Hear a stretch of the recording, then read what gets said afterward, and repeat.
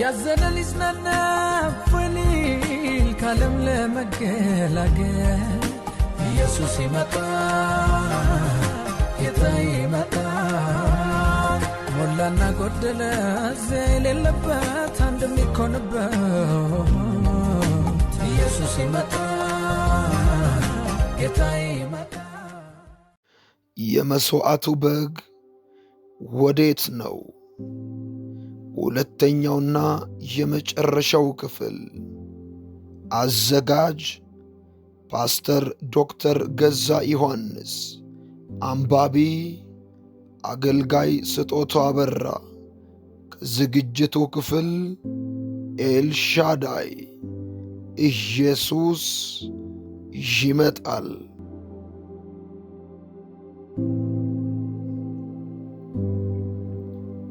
ካህናት በየቀኑ 3 ጊዜ መሰዋት ነው ስራቸው። ነገር ግን በዓመት 1 ጊዜ የበጉን ደም ካፈሰሰ በኋላ ወደ ቅድስተ ቅዱሳን ውስጥ ይገባል።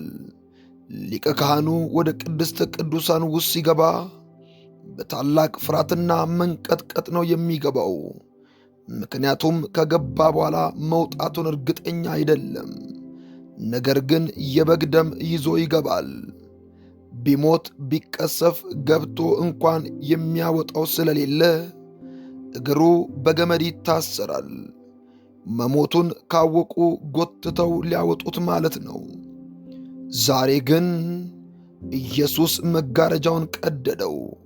ካህኑ ሲወጣ የሕዝቡ ኃጢአት ይቅር እንዳለ እንዲማር ስለሚያውቀው ሕዝቡ ሁሉ እልል ይላሉ።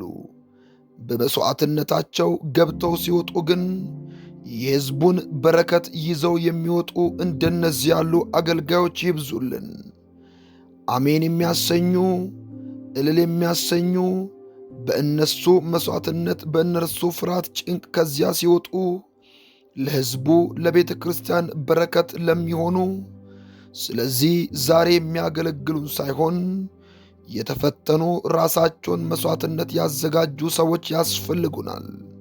በእስራኤል ዘመን ካህኑ ወደ ቅድስተ ቅዱሳን ሲገባ ሕዝቡ እልልታ፣ ሆታ፣ ዝማሬ እያሰማም በጭንቀት ይልከዋል። ሲወጣ ግን ደስታ፣ ዝማሬ ይሆናል። ዛሬ ግን የምንባርከው የምንደሰተው በመድረክ ቆመን የምንሰብከው የምንዘምረውን የእግዚአብሔርን ሰዎች በከፈሉት ዋጋ መሥዋዕት ሆነው ባለፉት ዋጋ መሆኑን እንዳትረሱት። አሁን ግን ራሳችን ስለ ወንጌል ልንሰቀል ያስፈልገናል። በብሉይ ኪዳን የሚሰዋ ካህኑ ብቻ ነበር። በአዲስ ኪዳን ግን ሁላችን በኢየሱስ ክርስቶስ በኩል ካህናት ነን። እያንዳንዳችን ለመሰዋት መዘጋጀት ይጠበቅብናል። ማንም ሊከተለኝ ቢወድ ራሱን መስቀል ተሸክሞ ይከተለኝ። የራሳችን መስቀል ልንሸከም ልንሰዋ የተዘጋጀን፣ ስለ ወንጌል የጨከንን ልንሰዋ ተዘጋጁ። ስለ ወንጌል ጨክኑ። ቢላዋ አለ፣ የሚሰዋ ግን ይፈለጋል። ኢየሱስ ሊሰዋ ሳይሆን ራሱን ለእኛ ሊሰዋ ነው የመጣው። እግዚአብሔር ስናገለግለው አገልግሎታችንን ልንሰብክለት፣ ልንዘምርለት፣ ልንሰጠው ሳይሆን አገልግሎታችን መጀመሪያ መሰዋት ነው። ሕይወቱ ለወንጌል ለእግዚአብሔር የሰጠ ሰው ዝማሬውን አይቀበልም፣ የስብከት ቃል አይቀበልም፣ ራእይ አያይም። ጳውሎስ ሲናገር እለምናችኋለሁ ይላል። ምን እለምናችኋለሁ ብትሉ በእግዚአብሔር ራእይ ሰውነታችሁን ቅዱስ መሥዋዕት አድርጋችሁ ታቀርቡ ዘንድ እለምናችኋለሁ። ተሰዉ ነው የሚላቸው። መሥዋዕት ውሳኔ ነው። እግዚአብሔር ሆይ ያለኝን ሕይወቴን ሁለመናዬን ላንተ ሰጣለሁ ብሎ መሥዋዕት ውሳኔ ነው። ሰዎች ሊወስኑ ያን ጊዜ እግዚአብሔር አስደናቂ ነገር ማድረግ ይጀምራል። ዛሬ ይህንን የኤልሻዳይ መጽሔት የምታነቡ በዓለም ያላችሁ ቅዱሳን እንዲገባችሁ የምመኘው ነገር ቢኖር ራሳችሁን ለመሰዋት ማዘጋጀት ማየት አለባችሁ። ወገኖቼ ቀንዱ ሊፈታ ይገባዋል። የቤተ ክርስቲያን ታሪክ ስናጠና ነገሥታትን ያንቀጠቀጡ የእግዚአብሔር ሰዎች ነበሩ። ሄሮድያድ በንጉሡ ፊት በዘፈነች በኋላ ንጉሡ አንድ ጥያቄ ጠየቃት። የመንግሥቴን እኩሌታ ቢሆን እንኳን ሲላት፣ እሷ የጠየቀችው የመጥምቁ ዮሐንስን ራስ ነበር። የተቀቡ ራሳቸውን ለእግዚአብሔር የሰዉ ሰዎች ከመንግሥታት እኩሌታ ይበልጣሉ። ሰይጣን የፈለግከው ያህል ብታድረካ ችግር የለውም። ነገር ግን ለእግዚአብሔር ራሱን ለመሰዋት የተዘጋጀ ሰው፣ የተቀባ ሰው ካየ ግን እሱን ማጥፋት ነው የሚፈልገው። በእኛ ውስጥ ያለው ኃይል የከበረ ነው። እኛ እንበልጣለን። ጳውሎስ ሲናገር በእኔ ውስጥ ካለው ኃይል መጠን እንዲሠራ እጋደላለሁ አለ። ዛሬ ግን በእኛ ያለው የክርስቶስ ኃይል ታምቆ መውጣት አጥቷል። ቤተ ክርስቲያን ሰማይን ምድርን የፈጠረውን ያጸናውን የሰማይና በምድር ያለውን ያዘዘውን ቤተ ክርስቲያን ተሸክማ ዝም ብላለች። ያ እንዲወጣ ከተፈለገ መታረድ፣ መሰዋዕት አለብን። በጉ ሲሰዋ የዘመናት ምስጢር መገለጥ ይጀምራል። ቤተ ክርስቲያን በአገር ውስጥ የፖለቲካ አማካሪ ትሆናለች። መንግሥታት ሲጨንቃቸው፣ ግራ ሲገባቸው ለምክር ለመፍትሔ የሚመጡት ወደ እግዚአብሔር ሕዝብ ይሆናል። ዛሬ በዓለም ላለው ችግር መፍትሔው ጦርነት አይደለም፣ የፖለቲካም ሰዎች አይደሉም። መፍትሔውን የሚሰጡት መፍትሔው ቤተ ክርስቲያን ይሆናል። ቤተ ክርስቲያን ግን መፍትሔ ልትሆን ከተፈለገ ቢላዋና እሳት እንጨት ብቻ አይበቃላትም። ነገር ግን ራሳቸውን ለመሥዋዕት የፈቀዱ ያዘጋጁ፣ የወሰኑ ሰዎች ያስፈልጓታል። ቀንዱ ይመለስ ዘንድ፣ ሥልጣን ኃይላችን ይመለስ ዘንድ እባካችሁ የእግዚአብሔር ሕዝቦይ ከመባረክ እንለፍ። የታዘዝነውን ወንጌል የሚቀጥለውን ትውልድ ያልፍ ዘንድ የሚሰዋ ሕዝብ ይፈልጋሉ። የሚታዩ የሚተላለፍ ወንጌል እንዲኖር ከተፈለገ ቆራጥ ሕዝብ ያስፈልገናል። ስለዚህ ሁላችን አብረን እንሰዋ፣ ለኢየሱስ እንኖር፣ ለወንጌል አብረን እንሰዋ።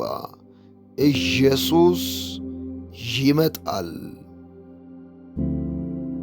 የእግዚአብሔር ቃል ሲናገር ሞቱን በሚመስል ሞት ከሞትን ትንሣኤውን በሚመስል ትንሣኤ እንነሳለን። መሞት መስዋዕት ማለት ነው። ቀላል ነገር እንዳይመስላችሁ፣ ከባድ ነገር ነው። ቢሆንም ለመሰዋት ከመሥዋዕቱ በፊት ጸጋው ይሰጠናል። ጌታ ኢየሱስ ከመሰዋቱ በፊት የሄደው ወደ ጌቴሰማኔ ነበር። ሲጸልይ ሳለ ከአባቱ ጋር የተነጋገረው ቢፈቅድ ይህች ጽዋ ከኔ ትለፍ ነበር ያለው። የእግዚአብሔር ሐሳብ ደግሞ ጽዋው አያልፍም፣ ጠጥተ ጨልጠ ታልፋለ ነበር። ያን ጊዜ ጌታ ኢየሱስ ሲመልስ አባቶይ ያንተ ፈቃድ እንጂ የኔ አይሁን አለ። ዛሬ ሰው ከመሰዋቱ በፊት ፈቃዱን መስጠት አለበት። ለመሰዋት ለመሞት የሚያዘጋጀው ፈቃዱን ሲጥል ነው። ፈቃድ ደግሞ ይፈተናል። እግዚአብሔር ለሰው ልጅ ሲፈጥረው ትልቁ ሀብቱ ፈቃዱ ነው። ፈቃድ ክቡር ነገር ነው። ሰው ለእግዚአብሔር በፈቃዱ ሲሰጥ የከበረ ነገር ነው። ሁለተኛ ጌታ ኢየሱስ የሄደው ወደ ጲላጦስ ነበር። እሱም ያለው ልፈታ፣ ላስርም፣ ልገድልም፣ ላኑርም እንደምችል አታውቅምን ሲለው ጌታ የመለሰለት ሥልጣን ከላይ ካልተሰጠ በስተቀር በእኔ ላይ ሥልጣን የለህም አለው። በሌላ ቦታ ደግሞ ብፈልግ ከሰማዩ ብዙ መላእክት አምጥቼ ማዘዝ እችላለሁ አለ ጌታ ኢየሱስ። ከዚህ ቦታ የተወው ፈቃዱን ነበር፣ መብቱን ነው። ማድረግ ማሸነፍ ሲችል ተወ። ዛሬ ላለችው ቤተ ክርስቲያን ሕዝብ ፈቃዱን መተው ከባድ ነው። በመብቴ አትምጣብኝ ነው የምንለው። ሰው ግን ከመሞቱ በፊት መብቱን መልቀቅ ይጠበቅበታል። ፈቃዱን መብቱን የተወ ጌታ በጌተሰማኔ ደግሞ ነፍሱን ተወ። ስለዚህ ፈቃዱን መብቱን የተወ ሰው ለመሥዋዕት ዝግጁ ነው። በፊልጵስዩስ ምዕራፍ 3 ከቁጥር 10 ላይ እርሱንና የትንሣኤውን ኃይል እንዳውቅ በመከራውም እንድካፈል ወደ ሙታንም ትንሣኤ ልደርስ ቢሆንልኝ በሞቱ እንድመስለው እመኛለሁ። የእግዚአብሔር ሰዎች የሚመኙት በረከትን አይደለም። መንፈሳዊ ነገር የገባው ሰው ከሞተ በኋላ ያለውን ተስፋ እንጂ ሌላ ነገር አይደለም። ስለዚህ ጳውሎስ ሞቱን ተመኘ። ሌላው ለእኔ ረብ የነበረውን እንደ ጉዳት እቆጥረዋለሁ ይላል። አሁን ከሁሉ ይልቅ ስለሚበልጥ ስለ ክርስቶስ ስለ ጌታዬ ዕውቀት ስል ትቼዋለሁ። ይሄ ነው ክርስቶስን ማወቅ፣ ከሁሉ ይበልጣል። ክርስቶስን ማወቅ ደግሞ መንገዱን አንድ ነው አለ ጳውሎስ። ለእኔ ይጠቅመኝ የነበረውን ነገር ሳየው ከጌታዬ ጋር ሳወዳድረው እንደ ጉድፍ ቆጠርኩት ይላል። ታዲያ ምን ትመርጣለህ? ምንስ ትፈልጋለህ ብትሉት በሞቱ ልመስለው ስቃዩን፣ መከራውን፣ ግርፋቱን፣ ደም ማፍሰሱን፣ ደግሞም መሰቀሉን፣ ተቆርጦ መሞቱን ነው የምፈልገው ይላቸዋል። ጌታ ኢየሱስ በምድር በነበረበት ዘመኑ ሙታንን አስነስቷል፣ ደዌያንን ፈውሷል፣ ሕመምተኞችን አድኗል። በትንሽ ዓሣና ዳቦ ብዙ ሺህ ሕዝብ መግቧል። ያላደረገው ተአምር አልነበረም። አንዳንዴ የምናልፍባቸው መንገዶች መራራ ከመሆናቸው የተነሳ ሰዎች ላይወዱልን ይችሉ ይሆናል። ነገር ግን ቁስላችን ያለፍንበትን የሕይወታችንን ጉዞ ሲያዩ፣ የተወገንበትን የወንጌል ጠባሳችንን ሲያዩ ያን ጊዜ ማምለጥ አይችሉም። ጌታዬን አምላኬን ብለው ይንበረከካሉ። ጌታን ስለ መከራችን፣ ስለ ቁስላችን ያከብሩታል። ቶማስ የተወጋውን ቁስሉን ሲያይ ጌታዬና አምላኬ አለው። የቀራንዮ መስቀሉ ቁስል ማቆሚያ የለውም። በምድር እንዳየነው በመንግሥተ ሰማያት ስንሄድ የምናየው ነው። በመንግሥተ ሰማያት ሐዘን፣ ችግር፣ ጉዳት የለም። ለምን መሰላችሁ? ቁስሉ ስላለ ነው። እግዚአብሔር ዛሬ በሞቱ ጣር ሲያጠፋው ቁስሉን ግን አላጠፋውም። ዛሬ ቤተ ክርስቲያን ብዙዎች ትፈውሱ ዘንድ ቁስሏም በላያ ላይ ሊታይ ይገባል። የመሥዋዕቱ በግ ወዴት አለ? ዛሬ በግ ስለ ወንጌል ስለ ኢየሱስ የሚሰዋ አንተ፣ አንቺ፣ እርሶ ቢሆኑስ? ሐዋርያት የቀደሙት አባቶች የወንጌል ጀግኖች ስላመኑበት ራሳቸውን ለድንጋይ ለመከራ ሰጥተው አለፉ። ዛሬ ግን ተራው የእርሶ ቢሆን ምን ሉ ይሆን? እንግዲያውስ ራሳችንን እናዘጋጅ። የመሥዋዕቱን በግ በዚህ ዘመን እርሶ ኖት፣ ተራው የእርሶ ነውና ተዘጋጁ። ኤልሻዳዩ እግዚአብሔር ይርዳችሁ። ኢየሱስ ጌታ ነው። ማራናታ! ኢየሱስ ይመጣል። ኢየሱስ ይመጣል። በመልእክቱ ከተባረኩ ቪዲዮን ላይክ በማድረግ እንዲሁም ለብዙ ሰው እንዲደርስ ሼር በማድረግ አጋርነቶን ያሳዩ።